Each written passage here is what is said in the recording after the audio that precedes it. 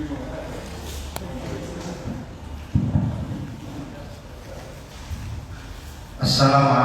warahmatullahi wabarakatuh. Waalaikumsalam. Alhamdulillahirobbilalamin. Wabihi nasta'in ala umuri din. Asyhadu an la ilaha illallah wa la syarika lahu.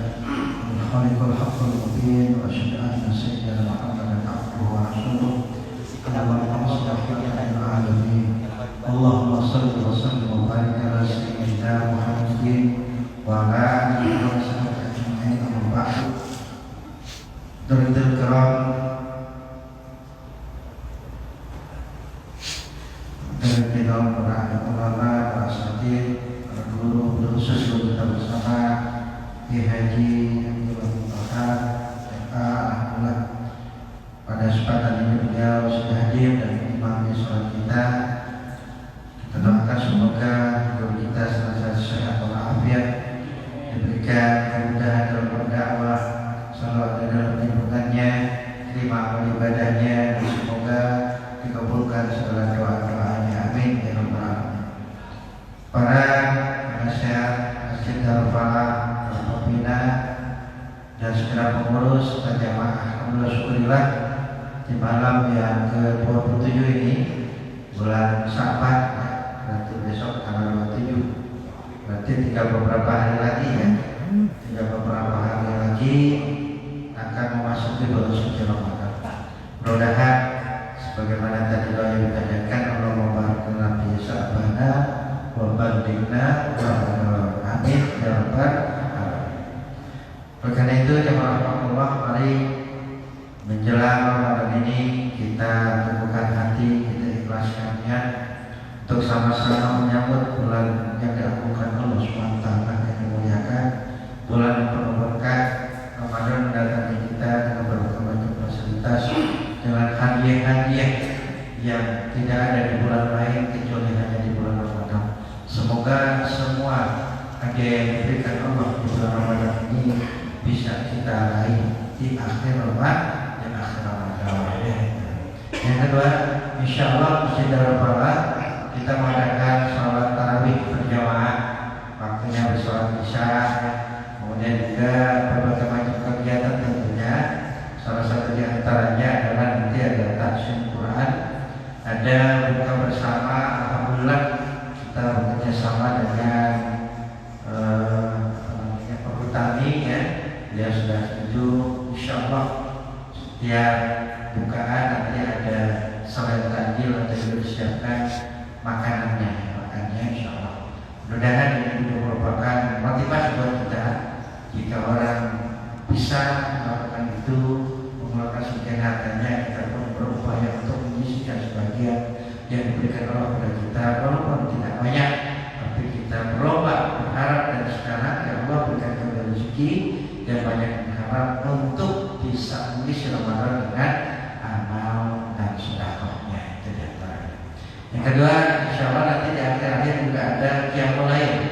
Ya, jadi biasanya kita ada tanggal 15 bulan Ramadan atau tanggal 17 bulan Ramadan kita sudah mulai, dan untuk kegiatan qiyamul lail ini nanti kita memanggil beberapa orang guru untuk memimpin kita. Salah satu di antara nanti juga guru kita bersama Bapak Muhtahar akan mengisi qiyamul lailnya. Kemudian juga sholat zuhur berjamaah ada kultum dalam jam itu kita ambil dulu dan juga ada tahsin Al-Quran ya. Ada yang dilaksanakan pada zuhur, ada juga dilaksanakan pada asar. Begitu banyak kegiatan di dalam malam insya Allah. Oleh karena itu kita sama-sama menyiapkan hati untuk bisa hadir dalam kegiatan itu, karena kegiatan ini kita adakan untuk kita dan kita dan oleh kita. Mudah-mudahan Allah memberikan kita semua. Untuk kita semua mari kita bersama-sama untuk membaca surat Al-Fatihah. Semoga dalam Al-Fatihah kedua orang tua kita yang telah meninggal dunia maupun masih hidup, para guru-guru kita, saudara kita, para pengawal tanah, donatur, semuanya orang-orang yang baik mempedulikan masjid. Mudah-mudahan senantiasa yang pertama diampuni dosanya, diterima amal ibadahnya, diperjalanan para kebaikannya, dijadikan kuburnya merodok dan rakyat. Bagi ibu bapak, guru kita dan keluarga kita semua yang masih hidup, Allah ampuni dosa kita, Allah maafkan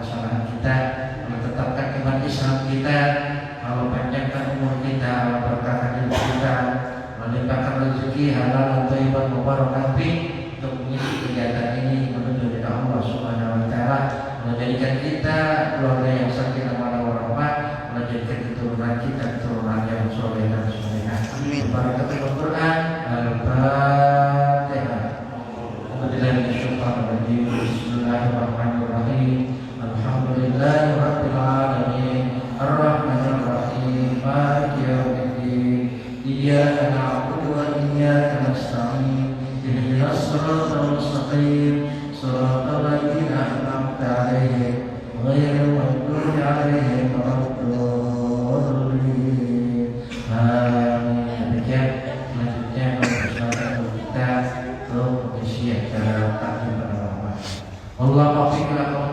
Assalamualaikum warahmatullahi wabarakatuh. Bismillahirrahmanirrahim. Assalamualaikum warahmatullahi wabarakatuh. Waalaikumsalam warahmatullahi wabarakatuh.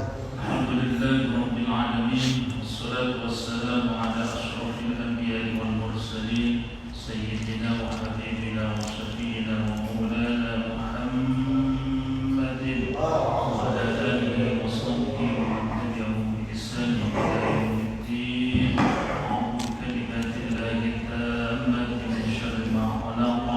Bismillahirrahmanirrahim. La yadurru ma'asmihi syai'un fil ardi wa la fis sama' wa huwas sami'ul 'alim. Shadaqallahu 'azim. Yang kami hormati Ketua Masjid Darul Falaq, Ustaz Syarif Manan, para pengurus lainnya, para pawaqaf, para pembina. Mohon maaf tidak saya sebutkan satu persatu, namun tidak mengurangi rasa hormat dan takut saya.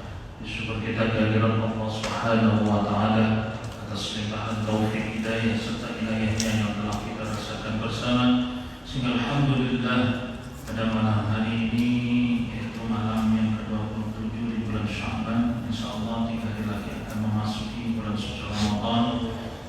Kita semua diberikan kekuatan iman dan Islam, diberikan kesehatan oleh Allah, sehingga bisa melaksanakan kewajiban-kewajiban kita sebagai hamba Allah. Dan mudah-mudahan salah satu bentuk duduknya kita taklim pada malam hari ini suatu amal ibadah yang kita lakukan, dan mudah-mudahan semua diterima oleh Allah Subhanahu wa taala. Amin ya rabbal alamin. Bapak Ibu yang saya hormati, sebelum masuk kajian yang saya teruskan kemarin, ada beberapa pertanyaan, dan pertanyaan itu sama. Bagaimana Pak mengaji, membaca Al-Quran di atas kuburan? Jadi kalau Bapak Ibu malu bertanya, kadang-kadang kayak gini sebenarnya malu, ada unek-uneknya, mau ngomong susah amat ya. Udah WA-nya lewat Pak Mukhlis, nanti disampaikan ke saya. Makanya ada metode yang dipakai sering sekarang guru-guru kita, kiai-kiai kita, ustaz kita pakai tulisan, mau ngomong nulis. Kalau mau WA aja Pak Mukhlis, adminnya disampaikan ke saya. Tadi barusan disampaikan ada 3 dan pertanyaan sama. Bagaimana hukumnya orang membaca Al-Quran di atas kuburan katanya? Karena sekarang kan biasa ruahan dan saudara-saudara kita budaya sebelum puasa nyekar ke kuburan. Kalau membaca Al-Quran di atas kuburan nggak boleh Pak. Kenapa nggak boleh di atas? Yang boleh di sampingnya, ya, di samping. Di atas nggak boleh lewat, nggak boleh duduk, nggak boleh. Bahkan orang melangkai lewat sama dengan ia melangkai api neraka. Orang kalau main injek-injek aja kalau di kuburan, jangan. Susah kalau lewatnya, nggak usah lewat. Jadi mengaji, membaca Al-Quran di kuburan, jangan di atasnya, di samping boleh. Mana dasarnya? Ada hadis dari Abdullah ibnu Umar atau yang dengan nama Ibnu Umar. Abdullah ibnu Umar ini dikenal duplikatnya Nabi. Apapun yang dia lakukan, yang dilakukan Nabi itu banyak direkam oleh Abdullah ibnu Umar. Makanya ayahnya Umar ibnu Khattab bikin rumah di Madinah di depan rumah Nabi persis. dan ada kamar satu di depan, dan kamar itu dihadapkan ke rumah Nabi, dan kamar ini dikhususkan untuk Abdullah ibn Umar. Supaya apa? Abdullah ibn Umar bisa langsung bagaimana melihat cara jalannya Nabi, batuknya Nabi, gayanya Nabi direkam. Nah, Abdullah ibn Umar pernah berkata, saya pernah mendengar langsung dari Rasulullah, Nabi pernah sholat di bawah pohon. Itu pohon dirawat betul oleh Abdullah ibn Umar. Tujuannya apa? Supaya saya bisa sholat di bawah pohon seperti Nabi. Belum sampai kayak gitu. Itu pohon dirawat, disiram. Orang nanya, Abdullah, kenapa kamu sholat di situ? Itu saya langsung melihat Nabi sholat di bawah pohon ini. Sampai kayak gitu. Saya mendengar Rasulullah bersabda, apabila salah seorang di antara kamu meninggal, janganlah kamu menahan-nahan, segera kuburkan. Jadi orang meninggal kalau ditahan-tahan itu kurang bagus juga. Tapi kondisi di Jakarta kadang-kadang memang menyulitkan. Meninggal habis sisa antar besok aja jam 10 menguburnya kan gitu. Bagusnya langsung. Kalau di kampung mungkin langsung. Tapi kalau di Jakarta satu kondisi yang gali yang gali kuburan susah dan lain sebagainya bisa menjadi malu. Jadi segerakan ia kuburkan. Bacalah di sisinya surat Al-Fatihah, baca di kedua kakinya akhir surat Al-Baqarah ketika saat dikuburnya. Ini bisa menjadi dasar bahwa membaca Al-Quran di kubur itu gak apa-apa. Hadis yang kedua, ketika Nabi lewat di kuburan, kubur yang satu sedang disiksa, kubur sebelahnya pun juga disiksa. Kenapa disiksa? Satu ini karena ia sering menebarkan fitnah. Menebarkan fitnah, hati-hati Pak. Masjid sama masjid, saling ngomongin, hati-hati. Apalagi sekarang bukan pakai ngomong, pakai apa ini? WA, prokes, share. Bahkan orang bisa membaca ini hatinya dibanting. Kenapa? Kesel, gondok, banting itu hati. Nggak ngomong, tapi bisa menyebarkan fitnah. Nah, kubur sebelahnya itu kenapa? Karena disiksa menyebarkan fitnah. Sebelahnya lagi disiksa kenapa? Karena kencing nggak cebok, kencing berdiri, nyiprat, cipratan itu najis kena celana kita masuk ke dalam masjid, hati-hati, najis tidak bawa ke masjid. Ini kadang-kadang kebanyakan supir nih, ban mobil jadi korban. Ya, pokoknya kalau ada mobil, pintunya dibuka sebelah kiri ada kaki, nah itu udah jelas kencing. Hati-hati, makanya kalau kencing berdiri kayak di masjid itu, saya kalau tidak terpaksa banget nggak mau. Kenapa? Kita ngeri, cipratannya itu bisa lari ke sini. Nah, sekarang ada tamengnya itu, bagus juga itu. Itu aja kadang-kadang saya masih ragu. Kenapa? Cipratan lari ke kita, masuk ke dalam masjid. Nah, ini yang membuat siksa kubur. Makanya Nabi mengajarkan kencing itu duduk. Kalau ibu-ibu ya duduk memang. Ya Bu ya? Bu? Berdiri berkeluaran. Makanya ibu-ibu jangan kena penyakit prostat. Kebanyakan apa? Laki-laki. Kenapa? Karena tidak ikutin sunnah Nabi. Sunnah Nabi kencing duduk, ternyata menghilangkan penyakit prostat. Nah, Nabi pas lewat dua kuburan ini disiksa. Apa kata Nabi kepada sahabat? Ambilkan kelapa kurma. Diambilkan kelapa kurma, dibelah dua oleh Nabi, yang satu dicucukkan, yang satu sebelah kanan, dicucukkan lagi sebelah kiri. Apa kata Rasulullah? Mudah-mudahan sebelum keringnya kelapa kurma ini bisa meringankan siksa bagi ahli kubur. Pelapa kurma, dedaunan yang ada di atas kubur ini bisa istighfar, bisa meringankan siksa ahli kubur ketika ia disiksa. Kenapa Al-Quran nggak bisa? Lebih-lebih kalau Al-Quran. Makanya kata Imam Nawawi dari kalangan Madzhab Syafi'i, membaca Al-Quran di samping kubur itu yustahabbu, dianjurkan. Imam Syafi'i pun juga mengatakan demikian. Yang ngomong siapa ini? Imam Nawawi. Siapa itu Imam Nawawi, Pak Ustaz? Sahih Muslim ada di kepalanya. Sahih Muslim ada di kepalanya, bukan di luar kepala. Bukan di luar kepala, di dalam kepalanya. Oh, itu orang hebat, Al-Quran di luar kepalanya. Di luar, gak ada yang masuk. Jadi Imam Nawawi, Sahih Muslim, hadis-hadis Nabi ada di dalam kepalanya.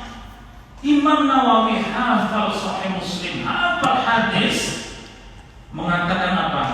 Dianjurkan membaca Al-Quran di samping kuburan. Ini mohon maaf, ada ustadz baru hafal beberapa hadis, itu pun juga laptopnya hidup. Kalau laptopnya mati, hadisnya pun juga gak ingat itu. Ini berani mengatakan haram, bid'ah membaca Al-Quran di dalam kuburan atau di atas kuburan, di samping kuburan. Sekarang Bapak Ibu saya tanya, Bapak Ibu lebih percaya Imam Nawawi apa ustadz yang hafal beberapa hadis? Pak, Imam Nawawi apa ustadz yang beberapa hadis tadi? Imam Nawawi. Bapak Ibu yang saya hormati, jadi itu dasar di antara pertanyaan-pertanyaan yang disampaikan. Terus apa Pak Ustadz yang dibaca di samping kubur? Terserah. Mau Yasin silakan, Al-Baqarah silakan, Ar-Rahman monggo. Yang terbagus hatam Al-Quran 30 juz kalau mampu. Cukup pertanyaannya? Nah, jadi itu bisa dilihat. Bapak Ibu yang saya hormati, kita melanjutkan kajian kemarin.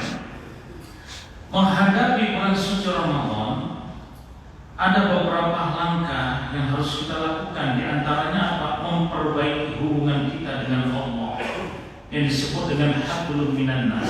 Di antaranya apa? Memperbaiki ibadah sholat kita. Makanya kemarin khusus ada 3: sebelum sholat, saat sholat, dan sesudah sholat. Sebelum sholat dimulai dari wudu, bahkan pakaian saja sudah mengantarkan, melambangkan orang itu bisa disebut khusyuk. Cara berpakaian saja. Oleh karena itu, ketika muadzin mengumandangkan adzan, Allahu Akbar, Allahu Akbar, ketika orang mau mendirikan sholat lalu mendengar suara adzan, ia sudah punya rasa, oh saya sekarang lagi diundang oleh Allah. Alladzina yadunnuna annahum mulaqu rabbihim. Jadi orang-orang yang sebelum sholat, ciri orang khusyuk, sudah punya rasa yakin ia akan memenuhi undangan Allah melalui mulut seorang muadzin. Di antara cirinya orang khusyuk itu apa? Khudhu zinatakum inda kulli masjid. Pakailah pakaian terbaikmu ketika Anda sedang memasuki masjid. Kenapa kita kondangan saja rapinya luar biasa? Pas sholat pakai kaos oblong, ya Pak ya. Kondangan minyak wangi dari ujung kepalanya sampai ujung kakinya dia semprot. Kenapa kalau sholat pakai kaos ada tulisannya memang masalah buat lo? Ada gitu. Pilih nomor 2, pilih nomor ini. Padahal dia menghadap Allah. Makanya tadi disebutkan ya bani Adam khudhu zinatakum inda kulli masjid.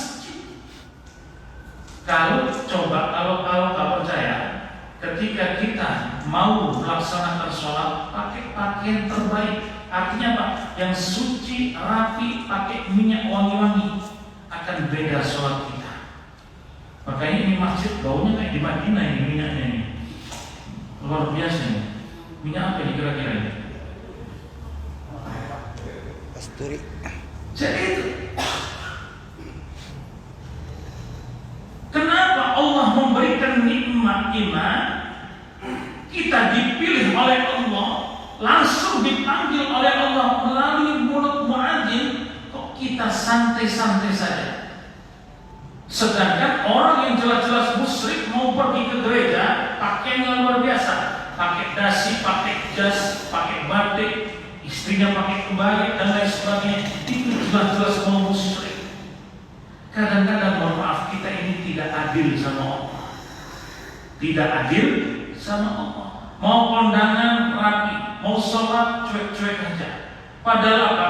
Penampilan ketika kita mau melaksanakan ibadah ini merupakan salah satu dipercepat doa kita. Salah satu kepingin cepat doa kita ini dikabulkan oleh Allah, pakaian. Mana dasarnya? Al-Baqarah 186. Wa idza sa'alaka 'ibadi 'anni fa inni qarib. Dan apabila hambaku mencari-cari aku, hai Muhammad.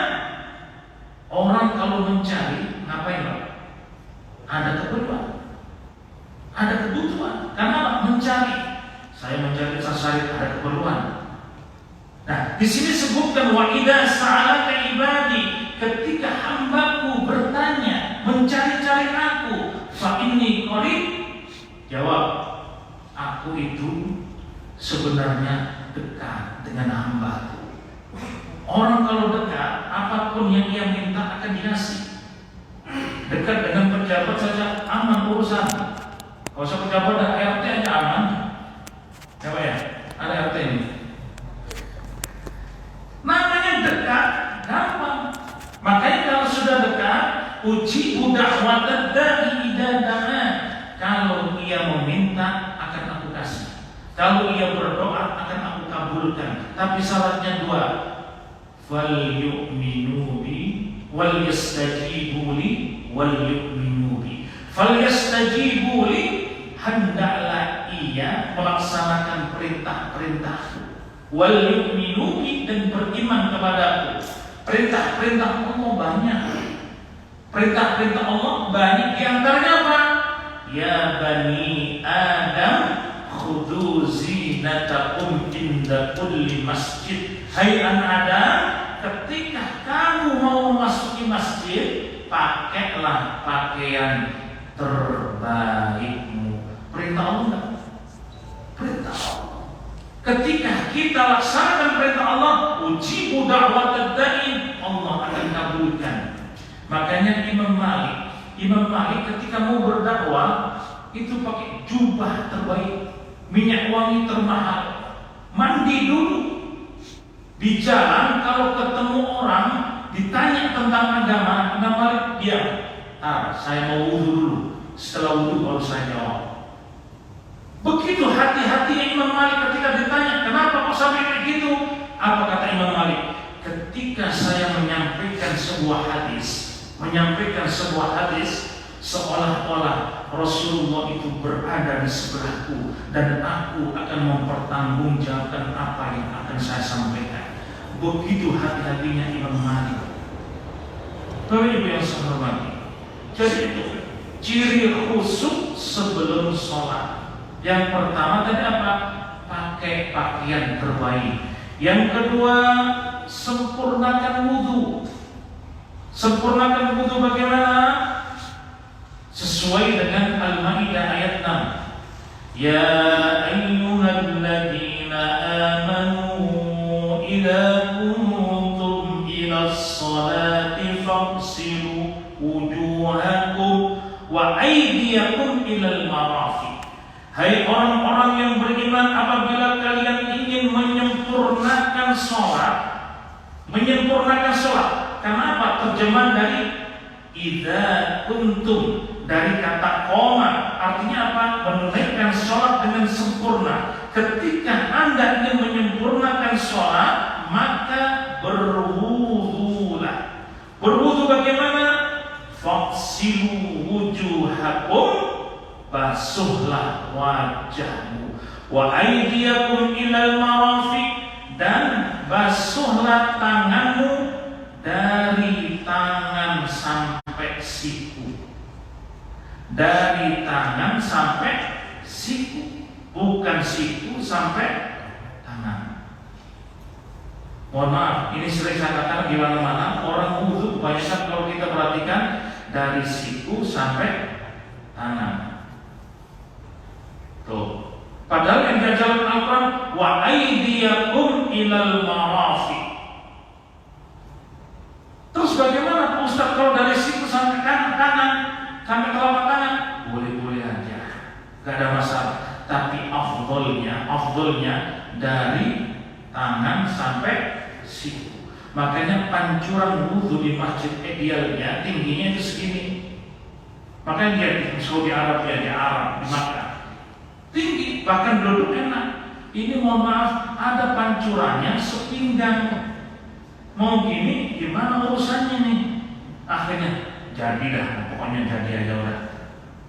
Sebab apa? Kalau diteliti secara kesehatan, kalau orang wudhu dari tangan sampai siku, itu bakteri virus yang ada di sela-sela kuku kita akan turun berjatuhan.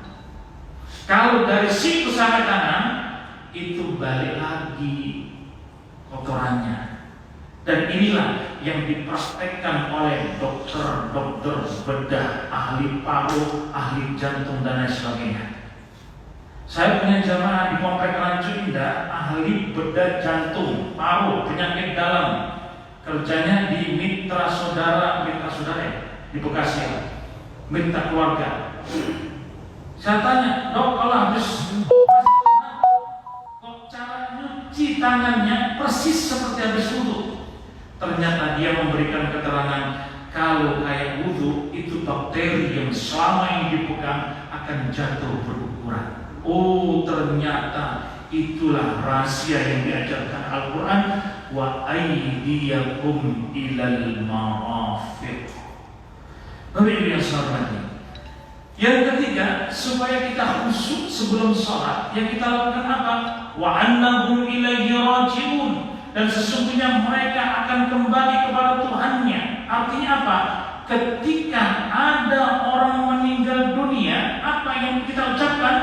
Inna lillahi wa inna ilaihi raji'un. Makanya ayat wa annahum ilaihi raji'un. Contoh, Pak ini dipanggil oleh Allah. Artinya apa? Ia meninggal dunia.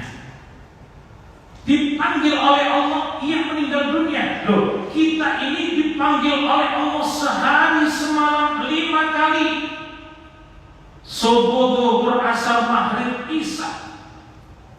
Bayangkan, ini kalau panggilan kita yang terakhir.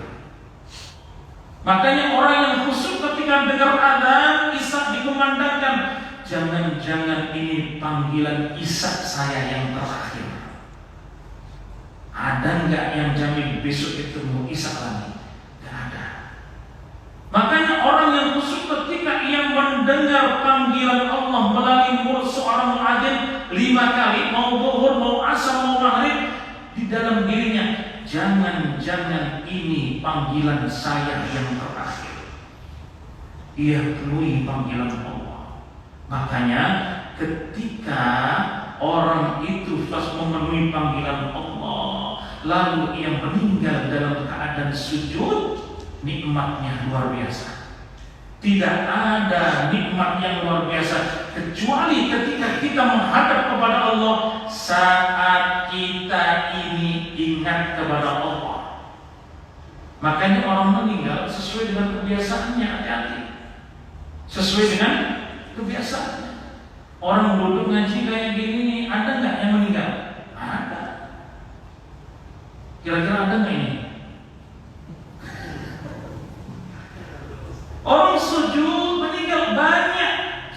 lama, gak balik-balik meninggal. Jadi sesuai dengan kebiasaannya. Maka ketika keindahan yang luar biasa, ketika kita kembali kepada Allah, saat kita ini ingat kepada Allah, saat berzikir, saat sholat, saat tahajud, qiyamul lail dan lain sebagainya, indah betul. Makanya wa annahum ilaihi rajiun. Ciri orang yang khusyuk yang ketika tadi apa? Ketika ia mendengar panggilan azan, ia punya rasa jangan-jangan ini panggilan saya yang terakhir. Akhirnya apa? Ia menyegerakan panggilan itu. Bapak Ibu yang saya hormati, jadi itu khusyuk sebelum sholat. Khusyuk saat sholat bagaimana? Ya memang ini harus dilakukan. Makanya khusyuk saat sholat itu memang luar biasa sulitnya. Takbiratul ihram sudah diganggu namanya jin, ifrit, setan, atau apa yang namanya itu. Allahu Akbar, takbir yang mengharamkan kita ini ingat selain kepada. Makanya solusinya bagaimana supaya kita ini tetap bisa menjaga khusyukan? Khuduril qalbi. Apa itu khuduril qalbi? Hadirkan hati kita. Ya, bahwa orang yang sholat harus mengosongkan hatinya dari segala persoalan-persoalan dunia, segala mempersatukan semuanya. Artinya apa? Persoalan dunia ia kesampingkan, persoalan-persoalan yang lain ia kesampingkan. Hadirkan hati, khuduril qalbi. Makanya kemarin ihsan apa? Ketika kamu ibadah, seolah-olah kamu melihat Allah. Ketika kamu tidak bisa melihat Allah dan Allah pun memang tidak bisa dilihat, yakinlah Allah sedang melihat kita. Ada satu penyakit kata Nabi. Penyakit itu menyerang pikiran kita. Penyakit itu namanya apa? Himmah. Apa itu penyakit himmah? Penyakit himmah itu selalu menyerang pikiran kita. Allahu Akbar, menyerang kemana-mana. Itu penyakit himmah. Itu selalu menyerang semua orang. Menyerang pikirannya, lalu ke dalam hatinya. Kenapa? Supaya pikiran itu melayang kemana-mana. Dan itu sering dilakukan orang. Allahu Akbar, udah mulailah kemana-mana. Entar masa apa ya? Pas sahur ya. Allahu Akbar, iya ya. Apa? Minyak goreng tinggal dikit ya. Itu dan Allahu Akbar. Dan asli tinggal satu. Duh, ini kapan ingatnya sama Allah? Hati-hati itu himmah. Caranya bagaimana? Lempengkan lagi. Makanya orang sholat supaya khusyuk itu seperti orang belajar nyetir mobil.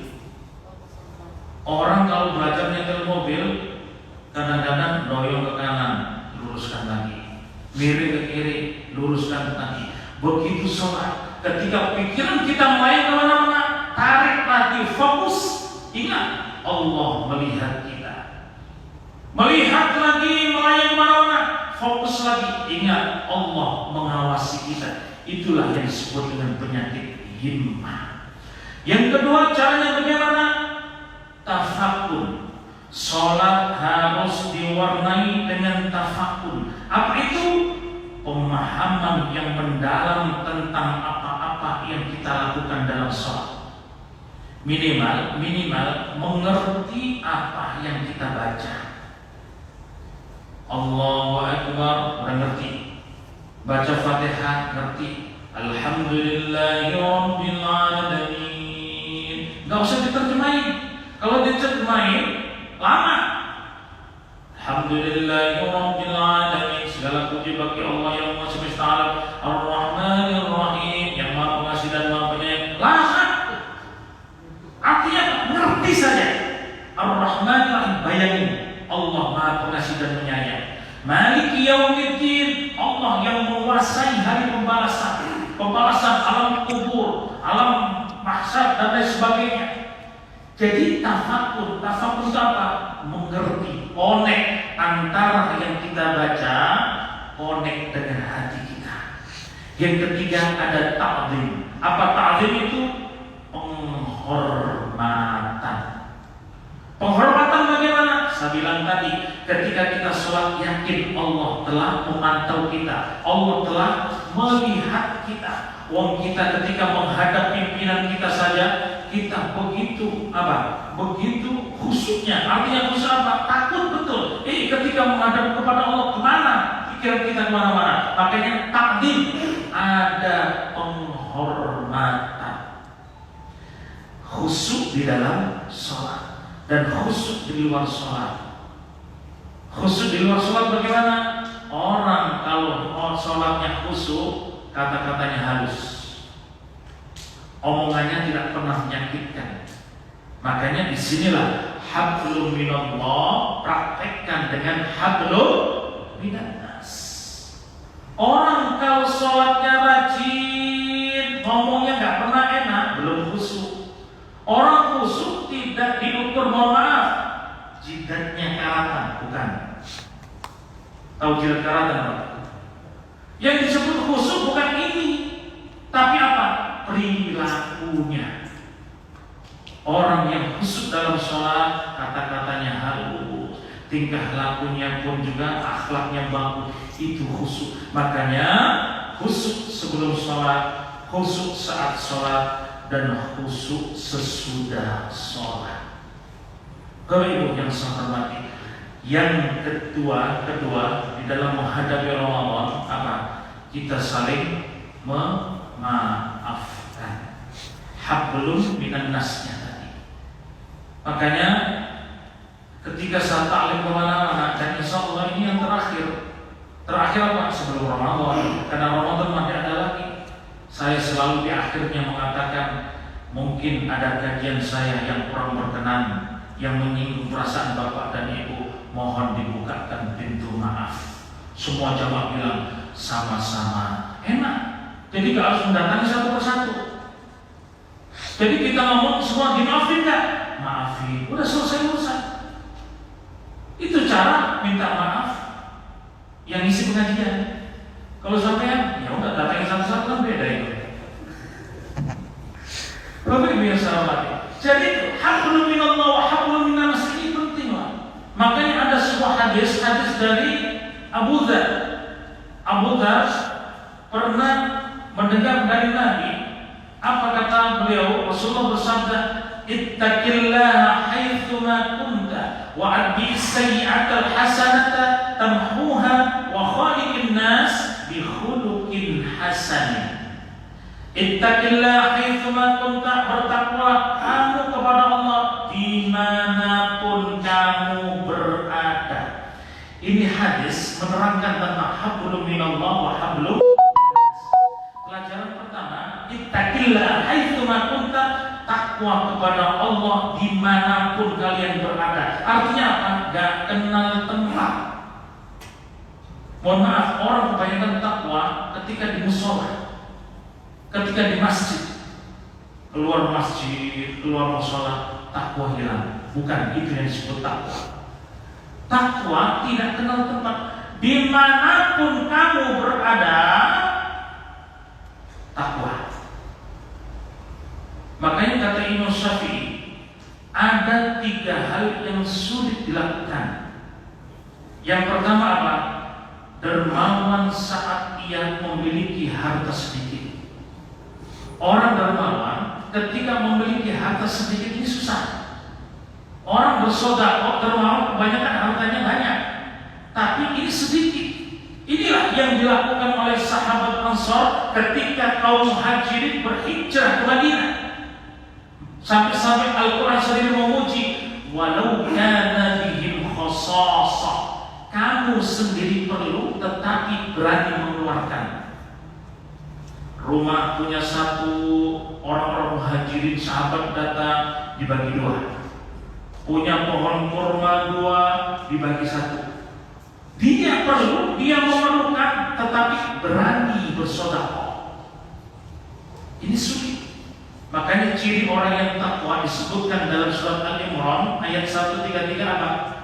Alladzina yunfikuna fis sarra'i wad dharra. Orang yang menginfakkan hartanya dalam keadaan lapang maupun dalam keadaan sempit. Kalau lapang orang bersedekah luar biasa, gak heran. Tapi kalau sempit ia sendiri perlu berani bersedekah, itu yang luar biasa. Yang kedua, kata Imam Syafi'i, orang yang meninggalkan haram saat ia sendirian.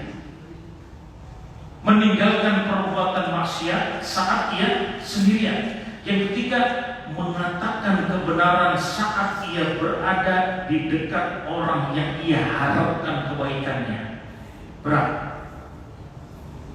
Mengatakan haram kepada orang, di dekat orang yang kita mengharapkan dari kebaikannya. Contoh, ada seorang kaya hasil korupsi. Seorang ustaz dipanggil, "Ustaz, saya gini, haram nggak?" "Haram." "Bener Ustaz?" "Haram." Tapi kira-kira 1 M untuk Ustaz. Haram dikit kali ya. Wah, ini susahnya Ustaznya. Jadi mengatakan haram ketika ia di dekat orang-orang yang bisa dimanfaatkan kebaikannya, ini berat. Yang kedua tadi yang lebih berat lagi apa? Waduh, ini gimana ya urusannya? Dikit gak apa-apa ya. Berani tidak melakukan maksiat saat ia sendirian. Inilah yang dilakukan oleh Nabi Yusuf. Nabi Yusuf ketika ia sendirian dipaksa oleh Siti Zulaikha untuk melayani nafsu bejatnya. Beliau dengan tegas mengatakan, "Inni akhafullaha rabbal alamin." Maaf, saya takut kepada Allah. Nabi Yusuf. Itulah bedanya Yusuf zaman dulu dengan Ucup zaman sekarang. Kalau Yusuf zaman dulu ada wanita cantik, ia sendirian, tidak ada yang melihat, dipaksa melayani dengan tegas mengatakan, "Inni akhafullah." Saya takut kepada Allah. Ucup di zaman sekarang ada wanita cantik dipaksa untuk melayaninya, gak ada yang tahu apa katanya. Ini kesempatan. Beda dikit. Ini kesempatan. Nah, disinilah ittaqillaha haitsuma kunta. Disuruh bertakwa kepada Allah apa? Dimanapun kita berada. Bapak Ibu yang saya hormati, ini saja ya yang bisa saya sampaikan. Mengakhiri kajian kita, saya sampaikan tadi, mungkin selama saya mengisi dari bulan Januari sampai bulan apa ini? April awal ya, saya tidak bolong-bolong sengaja memang. Karena apa? Ini sebagai acuan semangat. Ustadznya semangat, jamaahnya semangat. Kalau saya mau bolong-bolong saya bisa aja. Kalau capek saya udah tidurnya capek saya lakukan sih demi siarannya. Nah, mungkin ada yang kurang berkenan, ada yang mau rajin banget sih itu Ustadz. Nah, ya mohon dibukakan pintu maaf seluas-luasnya. Karena memasuki bulan suci Ramadan harus kita sambut dengan hati yang suci. Karena Ramadan di bulan suci dan dapat dicapai dengan jiwa yang suci pula. Amin ya rabbal alamin. A'udzubillahi minasyaitonir rajim. Bismillahirrahmanirrahim. Allahumma zayyinna bi zinatil Qur'an wa syarrifna bi syarafatil Qur'an wa akrimna bi karamatil Qur'an wa adkhilna al jannata ma'al Qur'an. Rabbana atina fid dunya hasanah wa fil akhirati hasanah wa qina adzabannar. Walhamdulillahi rabbil alamin. Subhanakallahumma wa bihamdika asyhadu an la ilaha illa anta astaghfiruka wa atubu ilaik. Wassalamualaikum warahmatullahi wabarakatuh. Waalaikumsalam warahmatullahi wabarakatuh.